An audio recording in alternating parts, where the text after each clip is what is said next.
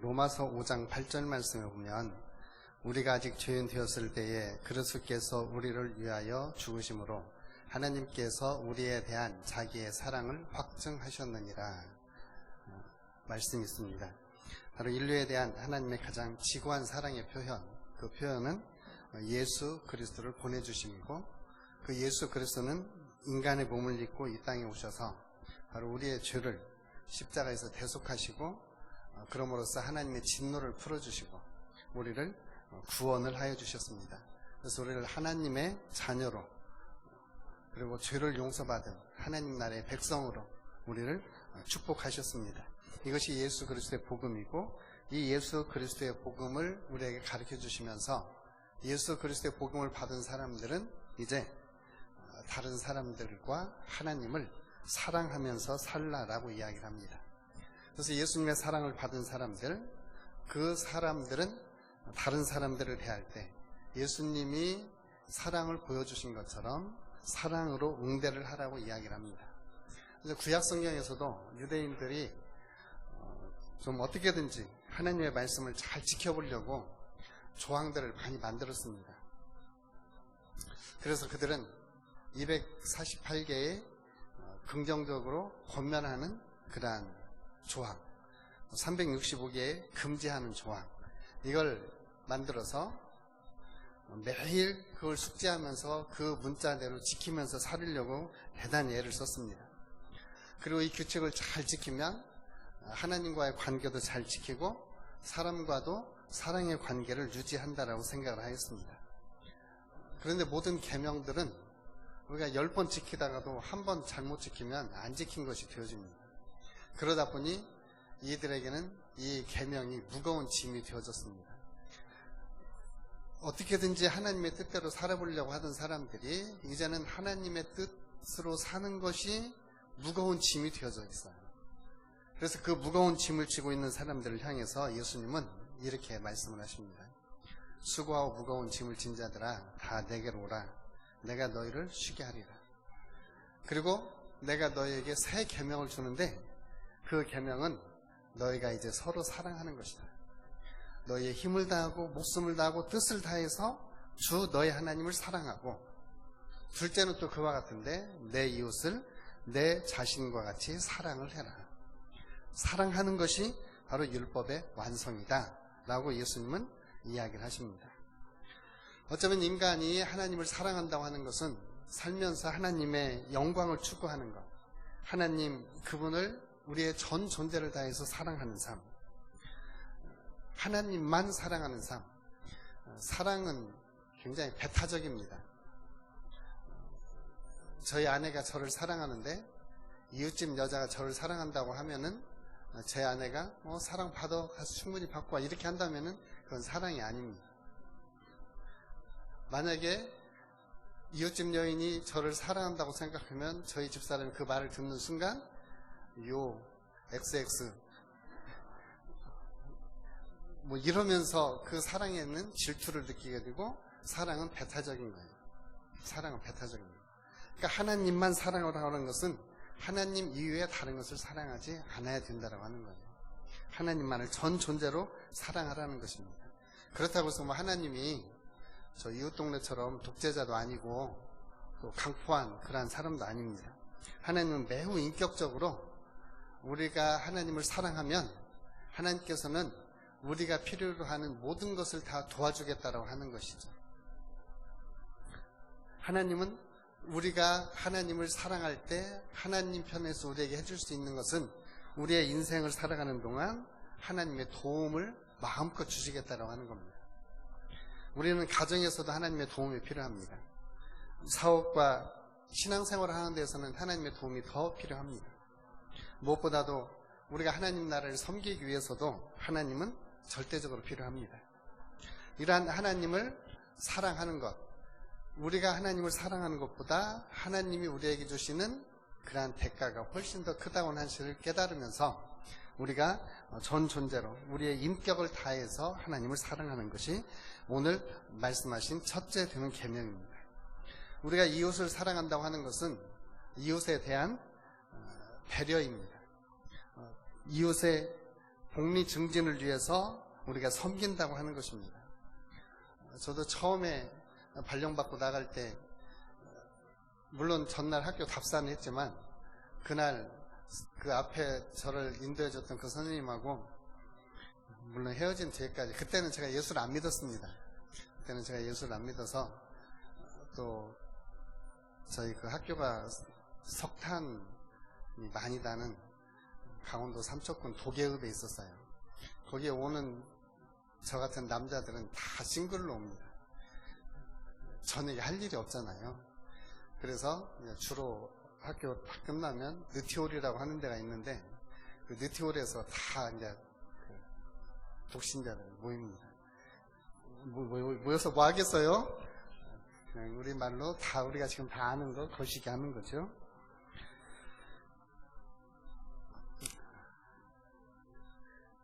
근데 지금 와서 생각하면 그때 제가 처음으로 교사로 할 수 있도록 인도해 주셨던 분이 그래도 그 선생님이셨어요.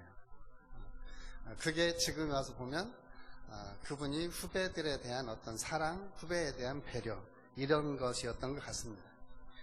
우리가 이웃을 섬긴다고 하는 것, 이웃을 사랑한다고 하는 것은 그의 필요를 채워주는 것이고 그가 필요로 하는 것을 섬겨주는 것이 우리가 사랑하는 것입니다.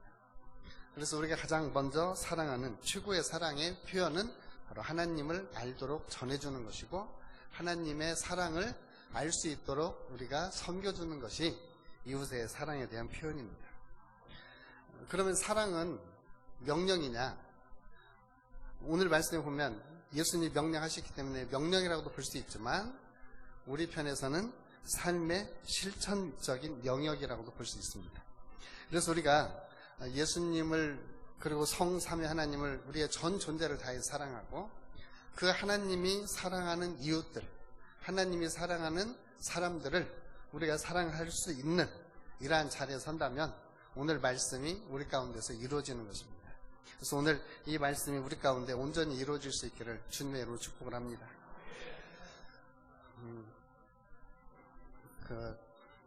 암으로 이렇게 죽음을 앞두고 있는 그 자매한테 이렇게 물어봤어요. 애들이 아직 어리고 40대 초반인데 이렇게 암으로 이제 천국을 가게 될 그 상황이라 제가 물어봤습니다.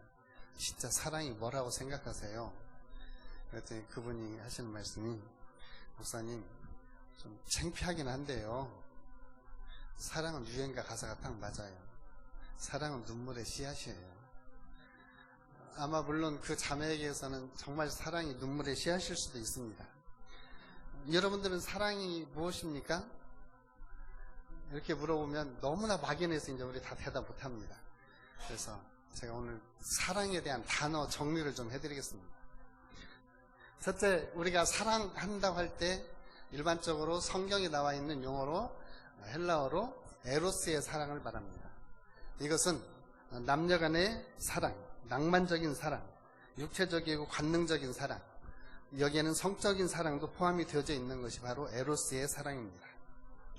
이 사랑은 그렇지만 자기 중심적인 사랑입니다. 하나님께서는 우리에게 육체를 만드시고 성을 만드시고 그리고 인간관계를 만드시고 사람들 사이에서 베풀면서 살 수 있도록 그리고 사람 사이에 좋은 관계를 유지할 수 있도록 만들어준 사랑의 하나가 바로 에로스의 사랑입니다. 이 사랑을 능가하는 사랑이 바로 우리 성경에 있습니다. 이 에로스의 사랑보다도 좀 더 크고 고고한 사랑 가운데 하나가 필리아로 표현되어지는 사랑입니다. 음악을 사랑하는 사람들은 필하모니 이렇게 말하죠. 음악을 사랑하는 사람들. 지혜를 사랑하는 사람들 필라소피. 소피아가 지혜고 필이 사랑이라는 거예요. 지혜를 사랑하는 사람 필라소피가 철학이죠. 자, 이렇게 필이라고 하는 필리아라고 하는 사랑의 표현인데 이것은 아주 멋스러운 것 그리고 가치 있는 것을 기초로 하는 사랑입니다. 필리아는 적절한 사랑과 그 사랑의 가치성은 굉장히 고귀합니다. 우리 성경에서 필리아를 가장 잘 표현하고 있는 사람이 다윗과 요나단입니다. 우정이라고 말할 수 있죠. 이 사랑도 굉장히 인간 관계에서는 중요한 사랑입니다. 예수님이 말씀하신 사랑에는 2% 부족합니다. 그러면 예수님이 말씀하신 사랑이 뭐냐? 요한복음 3장 16절, 하나님이 세상을 이처럼 사랑하사 독생자를 주셨으니 이는 그를 믿는 자마다 멸망하지 않고 영생을 얻게 하려 하심이라. 하나님이 세상을 이처럼 사랑하사라고 할 때 여기에 표현되어진 사랑은 아가페의 사랑입니다. 우리 한번 같이 합시다. 아가페.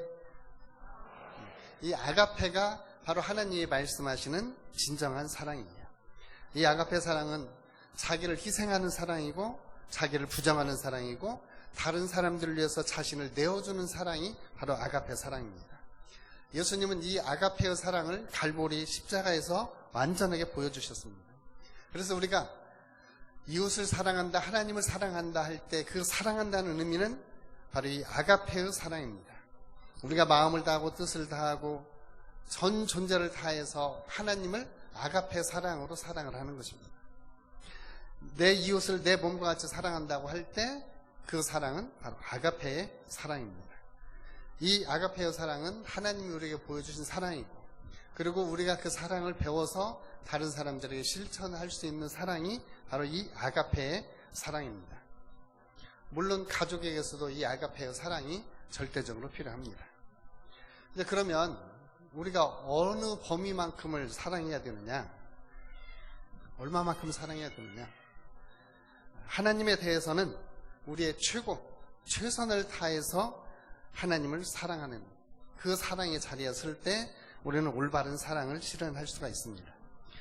우리가 하나님 앞에 헌신하고 하나님의 영광을 위해서 우리 자신을 드릴 때, 그리고 하나님이 기뻐하시는 일에 우리 자신들을 드릴 때, 이것이 바로 하나님이 기뻐하시는 사랑의 표현입니다.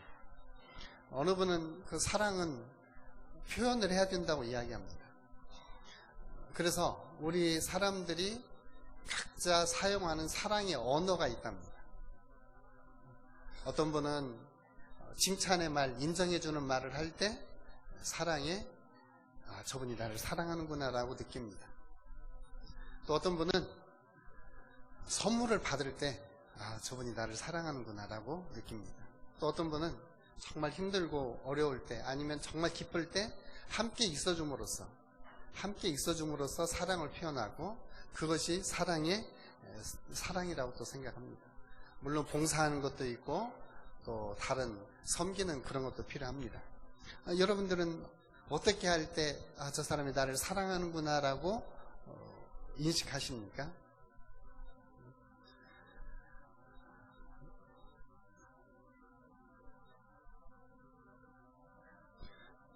어떤 사람이 나를 사랑한다고 말하는데 저분이 나에게 어떻게 사랑을 표현해 줄 때 저분이 나를 사랑하는가? 만약에 여러분들이 목사님 사랑하죠? 그러니까 목사님을 예로 들겠습니다. 여러분들이 목사님을 사랑한다고 할 때 어떻게 하는 것이 여러분들이 목사님을 사랑하는 표현을 해주시는 것입니까? 저는 사랑은 받아도 고슴도치의 사랑은 좀 싫습니다. 고슴도치는 사랑을 한대요. 그래서 꼭 껴안아줬대요. 그래서 꼭 껴안아주면 줄수록 가시에 찔려서 피를 흘리고 더 큰 고통을 느낀답니다. 고슴도치의 사랑입니다. 우리는 사랑을 표현하기 위해서는 먼저 자기 자신을 적절하게 사랑할 수 있어야 됩니다. 왜냐하면 예수님께서는 내 이웃을 내 몸과 같이 사랑하라 라고 말씀하시기 때문입니다.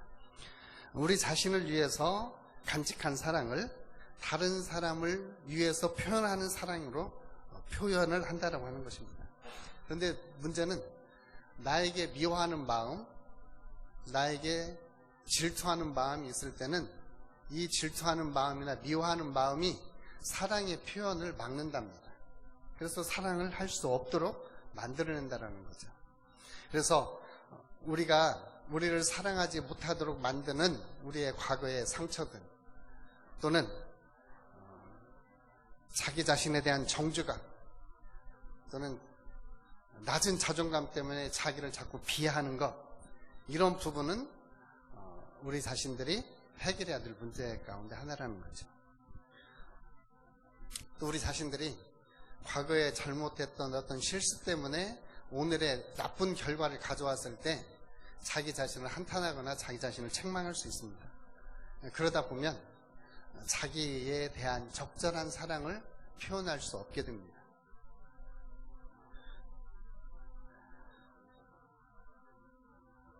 그래서 우리에게 뭐가 필요하냐? 우리의 사랑을 표현하도록 막는 우리의 마음속에 막혀진 벽들을 하나님께 내어놓고 우리의 사랑을 표현하는 것들을 막는 짐들을 내려놓고 예수님 앞에 주님, 이 짐들을 주님께 내려놓습니다. 그리고 내가 이 사랑을 표현할 수 있도록 도와주십시오 하고 주님의 도움이 필요합니다. 만약에 우리가 이런 주님의 도움을 받지 않는다면 사단은 우리의 마음속에 계속 그 점을 가지고 공격하면서 우리가 사랑을 표현하지 못하도록 만들어갈 것입니다. 그래서 우리는 우리 자신에 대한 적절하게 우리에 대한 사랑을 표현하는 게 필요합니다.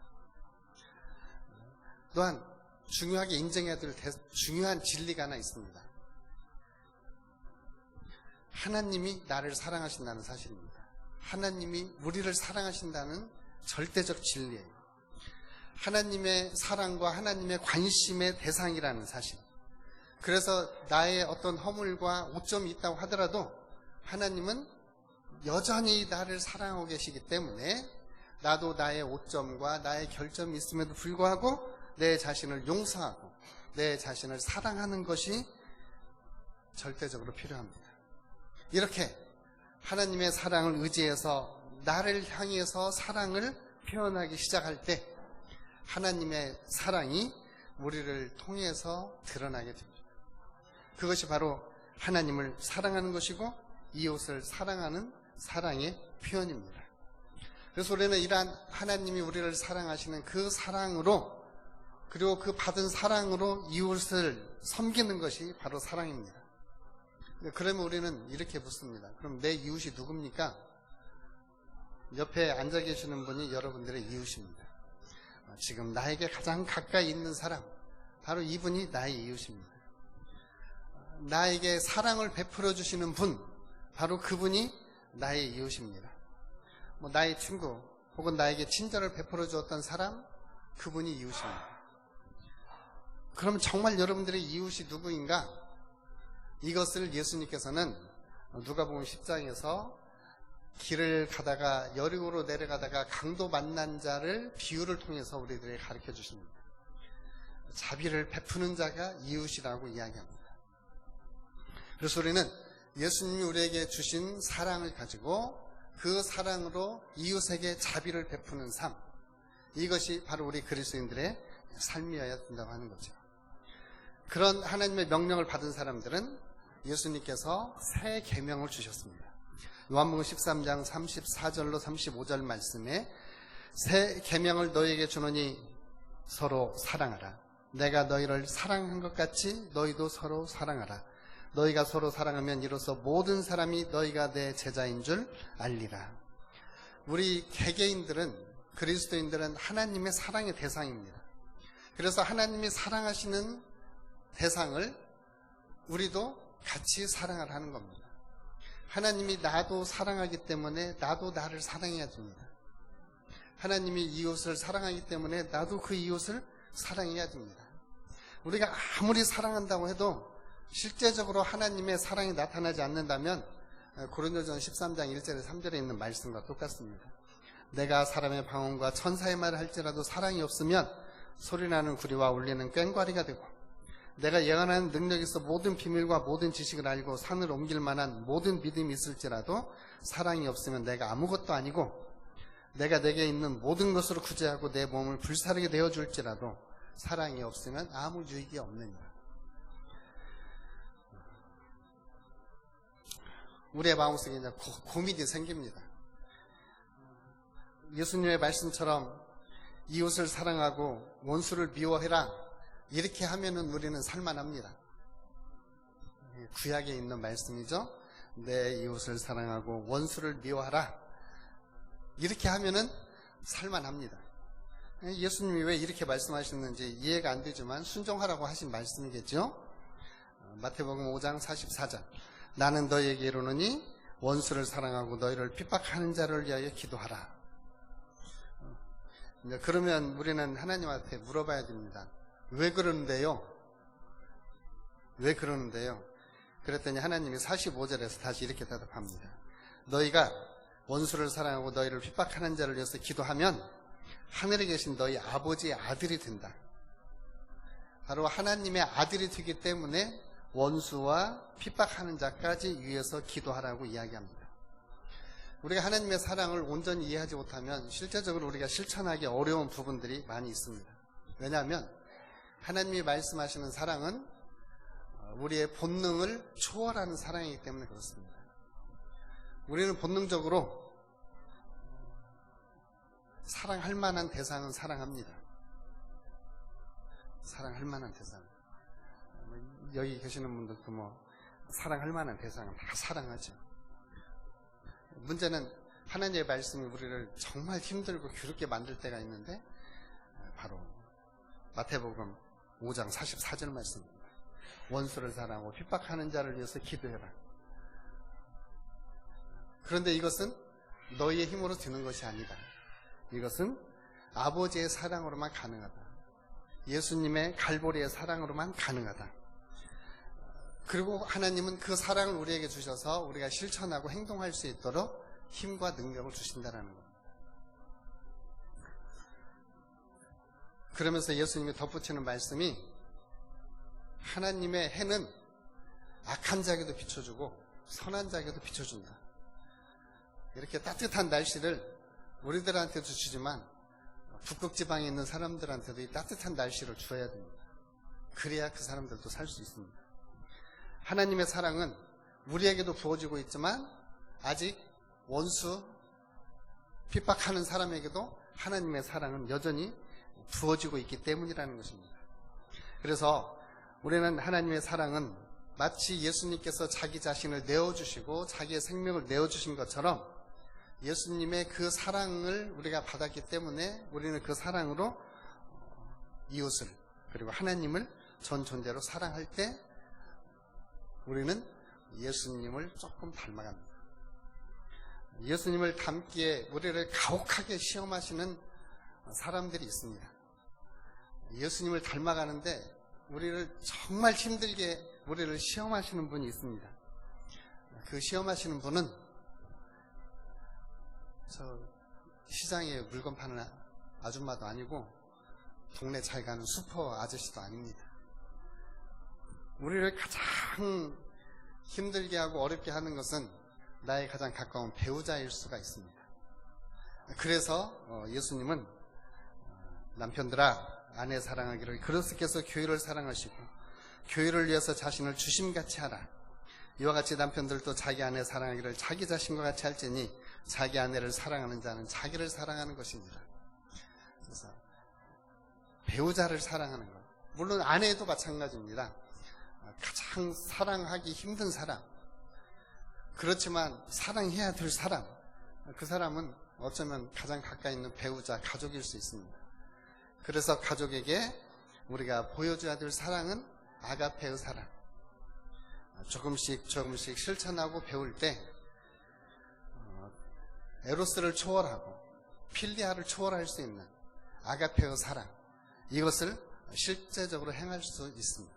왜냐하면 우리로서는 할 수 없지만 내게 능력을 주시고 계시는 예수님이 계시기 때문에 우리는 이 사랑을 충분히 표현할 수 있습니다. 그리고 예수님은 그 사랑을 자신의 죽음을 통해서 그리고 그분의 부활을 통해서 우리에게 확증해 주셨습니다.